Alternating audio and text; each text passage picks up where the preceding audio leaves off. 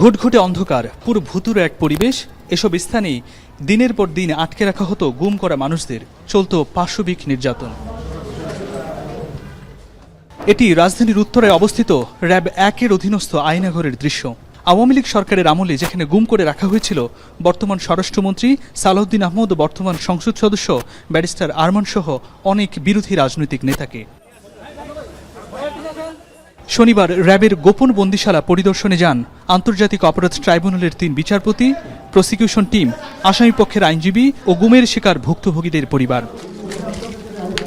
পরে chief prosecutor বলেন, আন্তর্জাতিক মান বজায় রেখে গুম ও মানবতা বিরোধী অপরাধের বিচার আরও স্বচ্ছতার সাথে করার জন্যই এই পরিদর্শন।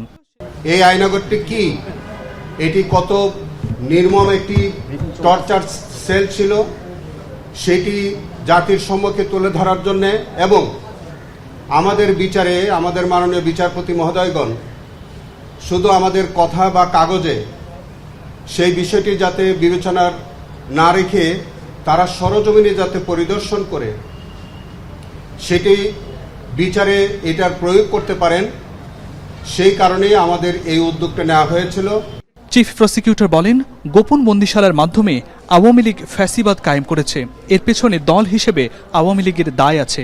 এর সাথে সংশ্লিষ্ট কাউকে ছাড় দেওয়া হবে না বলেও জানান chief prosecutor Aminul Islam. Vitamin E ও সি সিরাম, 8টি প্রাকৃতিক অয়েল সমৃদ্ধ লিলি সিরাম অয়েল, যা চুল পড়া কমায় মাত্র 30 দিনে। যে রাজনৈতিক সরকার সেই রাষ্ট্রটিকে পরিচালনা করেছিলেন, সেই সরকার এবং ওই রাজনৈতিক দলের দায় কোনো অংশেই কম নয়। যারা এরকম অমানবিক ঘটনার জন্ম দিয়েছিলেন, মানবতা বিরোধী অপরাধ সংগঠনে সহায়তা করেছিলেন, প্রত্যেককেই আইনের আওতায় আনা উচিত বলে আমরা মনে করি। এদিকে পরিদর্শন শেষে আয়নাঘরকে অসত্য বলে দাবি করেন আসামি পক্ষের আইনজীবীরা। টিএফআই বলতে নির্দিষ্ট কোনো জায়গা নাই, it can be anywhere throughout the entire country, এটাও আমার কথা। আয়নাঘর বলতে আমরা আজকে কিছু দেখতে আসি নাই। বিচারের স্বচ্ছতার স্বার্থে আগামী শনিবার ক্যান্টনমেন্টে ডিজিএফআই কার্যালয়ের ভেতরে জেআইসি সেল পরিদর্শন করবেন ট্রাইব্যুনালের বিচারপতি সহ প্রসিকিউশন দল। আগামী শনিবার একইভাবে সেই জেআইসিটি পরিদর্শন করবেন। ইমদাদুল আজাদ, এখন, ঢাকা।